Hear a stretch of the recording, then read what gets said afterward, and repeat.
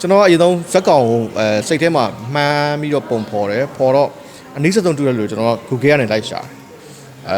Google ကနေပေါ့နော် AI နဲ့လိုက်ရှာတယ်ဘယ်သူဖြစ်မယ်ဆိုအဲ့ပုံတွေအများကြီးကြားတယ်မှာအဲ့ဒါရွေးပြီးတော့မှဥသက်တွေကိုကျွန်တော် manager ကိုကျွန်တော်ပြောတယ်ပေါ့နော်ကျွန်တော်လိုချင်တာဒီလိုမျိုးဘယ်မှာရနိုင်မလဲပေါ့သူကအဲ့လိုပေါ့ဟိုဒီပင်လယ်ဝမီးပြရွာလေးမှာသူအဲ့လိုမျိုးအသိရှိတယ်ပြီးတော့ဒီ language ပြောနိုင်မှာပေါ့နော်ဒီ look ထွက်ရမယ်ဆိုတော့ပြီးတော့ရေနဲ့လည်းမဝေးရဘူးရေမကြောက်တဲ့လူဆိုတော့အဲ့ရွာထဲမှာပတ်ရှာတာဟိုလူတော့ခေါ်ရွာလူတော့ခေါ်ကတ်စတင်ဝင်တယ်လို့ပဲသူရွာထဲကလူတွေအဲ့သူကလည်းကူညီပါတယ်တယောက်ကြီးကခေါ်ပြတယ်သူ့ကိုကြိုက်လားမကြိုက်သေးဘူးသူ့ကိုကြိုက်လာတဲ့စကားမျိုးမကြိုက်သေးဘူးဆိုတော့နောက်ဦးမန်းနီနဲ့ကြမှာသွားကြိုက်တယ်ပထမတော့ဦးမန်းနီကတော့နည်းနည်းလေးသူ show ချန်နယ်ဖြစ်နေတယ်ဖြစ်နေတော့လုံမလားဘာညာသူရည်နေစဉ်းစားနေသေးတယ်လုတ်ပါဆိုအတင်းသူ့ကို push ပေးပြီးမှလုတ်ပြတောင်းမှမှာလည်းဘာညာလဲဆိုမှအဲ့နောက်သူလုတ်မယ်ဆိုပြီးတော့လုတ်ဖြစ်သွားတာပေါ့မြန်မာလူနားလို့လားမြန်မာစကားမြန်မာတို့မြန်မာ ကျွန်တော်မေကစီဖို့လို့လည်းကျွန်တော်လုံးလိုက်ရတာပါဆရာကျွန်တော်ဒုက္ခပေးမယ်လို့မဟုတ်ဘူးလို့ပြောနေခဏလေ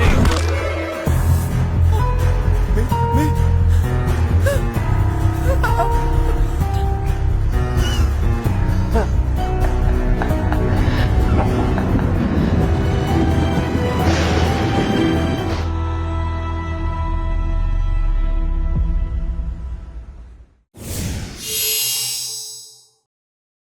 းတင်လို့မရဘူးလို့ထင်နေတာပေါ့နော်အခုကနောက်ဆုံး finally တင်ရပြီဆိုတော့လေဒါတော်တော်လေးတိုင်မသိပေါ့နော်ကိုကြီးကတော့ယုံတင်နေတာပါလူဝင်တာတွေပတ်စံရတာတွေမရတာတွေကနောက်မှာပေါ့နော် producer ကိုလည်းဒါကသဘောတူညီရပြီးသားဖြစ်တဲ့အတွက်ကျွန်တော်လိုချင်တဲ့ပန်းတာတော့ယုံတင်ဖို့ပေါ့နော်ယုံတင်ရပြီပေါ့နော်နောက်ပိုင်းလူဝင်တာတွေဟာတွေပတ်စံတွေပါတွေဒါ producer နဲ့လည်းအစတွေကပြောထားပြီးသားဖြစ်တဲ့အတွက်တိတ်ပြီးတော့အဲ့ဒါတွေကပူပန်စရာမဟုတ်တော့ဘူးပေါ့ယုံတင်ရဖို့ဒါကိုပြချင်တဲ့ဟာကိုပြည့်သက်လာကြည့်ဖို့ကြိုက်ချင်းမကြိုက်ချင်းကတော့ပြည့်သက်ဆုံးဖြတ်ဖို့ဟုတ်ကျွန်တော်ကခုနပြောလို့ပေါ့နော် star power လည်းအရန်သုံးတာတော့မဟုတ်အဓိကဇက်ကောင်နဲ့ကိုက်ညီတဲ့ဟာကိုလှုပ်ရဲဖို့နော်လှုပ်ရဲဖို့နောက်ဒီဇက်ကောင်ရဲ့လိုအပ်ချက်ကိုလိုက်လုံနိုင်ဖို့ပေါ့နော်နောက်တစ်ခုဒီဇက်ကောင်ဖြစ်ဖို့ပေါ့နော်ဖြစ်ဖို့ဆိုတာအဲ့ဒါတွေကသူနဲ့ညှိတော့သူနဲ့အကုန်လုံးအဆင်ပြေတယ်သူလှုပ်ပေးမယ်လှုပ်လို့ရတယ်make up ဆိုတဲ့ဒါမျိုးလိုချင်တယ်ပေါ့နော်ဝတ်စားဆိုတဲ့ဒါမျိုးပဲဝတ်မယ်ဆိုရင်ဘာကွန်လုံးမှမရှိဘဲနဲ့နောက်ကနေပြောသမျှကုန်လိုက်လုပ်တဲ့ mini မလို့ပေါ့နော်အဲ့ဒါကြောင့်သူ့ဒီကားမှာတင်ပြတယ်ပေါ့ဟုတ်ထိုးနဲ့ကကျွန်တော်ကsky နဲ့ pay value မှာတိမ်ဖုံးအောင်လာမတာမှာတကားစုံဘူးရပေါ့နော်လွန်ခဲ့တဲ့6နှစ်9လောက်က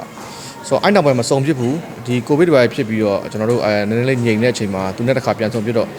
့သူရမ်းပြန်ရိုက်ချင်တယ်ပေါ့နော်သူပြန်ရိုက်ချင်တယ်နောက်အဲ့လိုသူကွဲထွက်ချင်တယ်ပေါ့အရင်တော့မတူတဲ့ပုံစံလေးလုပ်ချင်တယ်ဆိုပြီးတော့သူနဲ့ပြောတော့ကျွန်တော်မှတော့ရိုက်ဖို့အဲ့လိုဇက်လေးရှိတယ်ဒါပေမဲ့ဇက်ကတော့ commercial တော့မဖြစ်ဘူးကျွန်တော်ကဒီလိုပဲပေါ့နော်ဟို festival လောက်သွားဖို့ရိုက်မယ်ပေါ့ဆိုပြီးတော့အဲ့လိုကနေလုံရင်းလုံနေသူကလည်းဆရာဦးမျိုးမင်းမော် 3H ကသူကလည်းရိုက်ပေါ့နော်သူတို့ထုတ်လို့ရထုတ်မယ်ဆိုပြီးတော့လုတ်တော့တသေးလေးပေါ့နော်တသေးလေးရတယ်တဖြည်းဖြည်းနဲ့ကြီးလာတယ်ဇလန်းကလည်းရှည်လာတယ်ရှည်လိုင်းနဲ့မှအခုလိုဖြစ်သွားတာပေါ့ကုန်ကြစိတ်ဆိုတော့ကျွန်တော်တို့က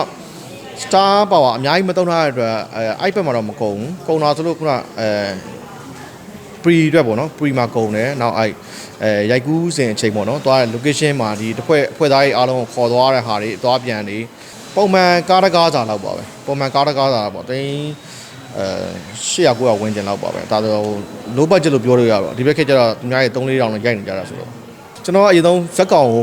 စိတ်ထဲမှာမှန်းပြီးတော့ပုံဖော်တယ်ဖော်တော့အနည်းဆုံးတူတယ်လို့ကျွန်တော် Google ကနေလိုက်ရှာGoogle ကနေပေါ့နော် AI နဲ့လိုက်ရှာတယ်ဘယ်သူဖြစ်မယ်ဆိုအဲ့ပုံတွေအများကြီးကြားတယ်မှာအဲ့ဒါရွေးပြီးတော့မှဥသက်တွေကိုကျွန်တော် manager ကိုကျွန်တော်ပြောတယ်ပေါ့နော်ကျွန်တော်လိုချင်တာဒီလိုမျိုးဘယ်မှာရနိုင်မလဲပေါ့သူကအဲ့လိုပေါ့ဟိုဒီပင်လယ်ဝမီးပြရွာလေးမှာသူအဲ့လိုမျိုးအသိရှိတယ်ပြီးတော့ဒီ language ပြောနိုင်မှာပေါ့နော်ဒီ look ထွက်ရမယ်ဆိုတော့ပြီးတော့ရေနဲ့လည်းမဝေးရဘူးရေမကြောက်တဲ့လူဆိုတော့အဲ့ဘက်မှာရှိတယ်ပေါ့နော်အဲ့ဘက်မှာတော့သူတို့ကဒီမီးပြကြော်ဟင်းလို့ခေါ်တာပေါ့သူ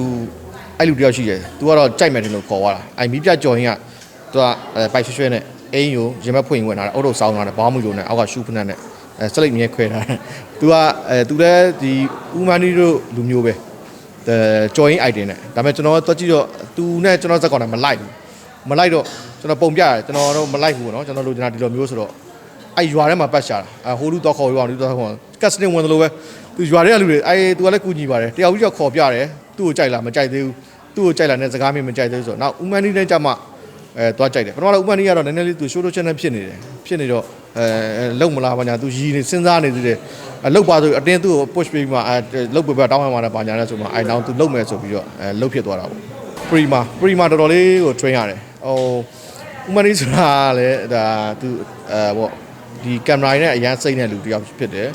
နောက်လူရင်းနဲ့အောင်သူစိတ်နဲ့လူ3-4 5ယောက်လောက်စကားပြောရင်သူကရှက်နေတယ်ပုံစံမျိုးဆိုတော့တော်တော်ထင်ရတယ်ဆိုတော့ဒီကင်မရာတွေဘာတွေကဒါတရုပ်ဆောင်ပုံမှန်ပေါ့နော် visit အခြေခံနားနဲ့တရုပ်ဆောင်တက်ကတော့ဒါမခက်ဘူးမခဲရင်ဘူးဒါပေမဲ့လုံးဝအစိမ့်သက်လူကြတော့ကင်မရာရှေ့ရောက်သွားရင်မီးတွေရှေ့ရောက်သွားရင်သူ့မှာဒီစိတ်ပီစီမှုတွေများလာတယ်သူဘာပြောလို့ပြောရမှမသိတာတွေဖြစ်တယ်ဥမာဒီမှာထုံးစံတိုင်းမှာအဲ့ဒါလေးတွေဖြစ်တယ်အဲ့ဒါတော့မဖြစ်အောင်ပေါ့နော်သူ့ကိုရှေ့မှာကြိုတင်ပြီးလေ့ကျင့်တာတယ်ဆိုတော့အဲ့ဒါမဖြစ်တဲ့နောက်ပိုင်းမှာသူအရန်ကောင်းသွားတယ်ကောင်းသွားဆိုတော့ကျွန်တော်လိုချင်တဲ့ဇက်ကောင်ဖြစ်သွားတယ်သူကဘသူသူကရုပ်ရှင်လည်းအများကြီးမကြည့်တဲ့အတွက်ဘသူရှိရ idea မှာသူကလည်းကူးချတာမျိုးမရှိဘူးဥမာဒီပဲပေါ့ဖြစ်နေတာပေါ့နော်အပြင်ကအရန်ကောင်းပါတယ်ကျွန်တော်တို့စဉ်းစားလုံးဝမဖြတ်ဘူးဆိုတော့ကျွန်တော်ပြပြမှာပြကျင်တယ်ပေါ့နော်စဉ်းစားဖြတ်ထားပြီးမှပဲပြရမှာကိုကရုပ်ရှင်ဥတွေရပါတော့ဆိုတော့စဉ်းစားဖြတ်လိုက်တဲ့ခါကျတော့ဒီကျွန်တော်တို့ရှိမှာ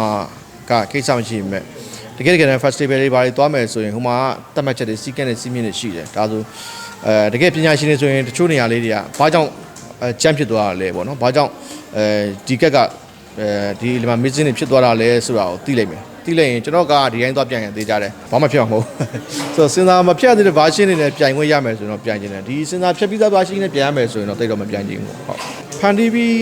တဲ့ပစ္စည်းတစ်ခုကပေးသက်ကလိုက်ဖြည့်တွေးဖို့တော့မလိုဘူးပေါ့နော်ဘာကြောင့်ကျွန်တော်တို့ဘာခက်ခဲတွေရှိလို့ဘယ်လိုတွေကြောင့်လို့ဆိုတာတော့ကျွန်တော်တို့ကမှပြောပိုင်ခွင့်မရှိဘူးပေးသက်ကကျွန်တော်တို့နောက်ဆုံး final ကျွန်တော်တို့ဒါကိုပြတ်သားပါပြီဆိုတဲ့အတွက်ပေးသက်ကအဲ့ဒါကိုပဲကြည့်ပါပဲကျွန်တော်တို့မှ reason တွေပေးခွင့်မရှိဘူးကောင်းချင်းဆိုးချင်းကဒါပေးသက်ကဆုံးဖြတ်မှာဘာကြောင့်ကျွန်တော်တို့ကဗီနာလေးကလိုသွားပါတယ်လို့ဘာကြောင့်ဆိုတာကျွန်တော်တို့ကအကြောင်းပြချက်တွေကျွန်တော်တို့မှပြောပိုင်ခွင့်မရှိဘူးနောက်ဆုံးထွက်လာတဲ့ဟိုကဒါကျွန်တော်တို့ final ပေးသက်ကိုပြပြီဆိုတော့ကျွန်တော်တို့ဘက်ကစိတ်ကျဉ်နှံ့မှုနဲ့အပြည့်အဝအကောင်းဆုံးလုပ်ထားပြီးပြီဆိုပြရဲဆိုတော့ဒါပေးသက်ကဆုံးဖြတ်မှာပေးသက်ကိုကျွန်တော်တို့ကဘာကြောင့်ဒါလေးကအားနေသွားပါတယ်တဲ့ဘာညာ reason တော့ကျွန်တော်တို့မှပေးပိုင်ခွင့်မရှိဘူးပေါ့နော်အဲ့ဒါစဉ်းစားဖြတ်တာလည်းဖြတ်တဲ့တစ်ပိုင်းပေါ့နော်အဲ့ဒါကိုစဉ်းစားဖြတ်လိုက်လို့ပါဆိုတော့တော့ပြောခွင့်တော့မရှိဘူးပေးသက်ကတော့သူတို့ကြည့်ရတဲ့ဟာပဲဘာမှတော့သူတို့ဖြည့်စဉ်းစားပေးမှာတော့မဟုတ်ဘူးသူတို့ရဲ့ right ကတော့သူတို့ကကြည့်မယ်သူတို့စိတ်တိုင်းကြသူတို့ဝေဖန်မယ်ဒါပေးသက်က right ပါဟုတ်ကျွန်တော်တို့သွေးမြေရုပ်ရှင်ကကျွန်တော်တို့ရုံကားစင်းနဲ့ပြသတာဖြစ်ပါတယ်ပြသဖို့လည်းမနေ့တော်တော်စူးစမ်းတယ်ပေါ့နော်ဒီကားအစရိုက်ကူးစဉ်တွေကရိုက်ကူးခွင့်ရောရိုက်ကူးတဲ့အချိန်မှာစဉ်းစားပေါ့နော်စဉ်းစားအများပြည်သူကြည့်ရှုခွင့်စဉ်းစားရဖို့ရောနောက်ဂျုံတင်ဖို့ရောအများကြီးကြိုးစားတာအခုနောက်ဆုံး final ပေါ့နော်ဂျုံပေါ်ရောက်ပြီဖြစ်တဲ့အတွက်ကြည့်ရှုပြီးတော့စိတ်တိုင်းကြဝေဖန်ပေးကြပါလို့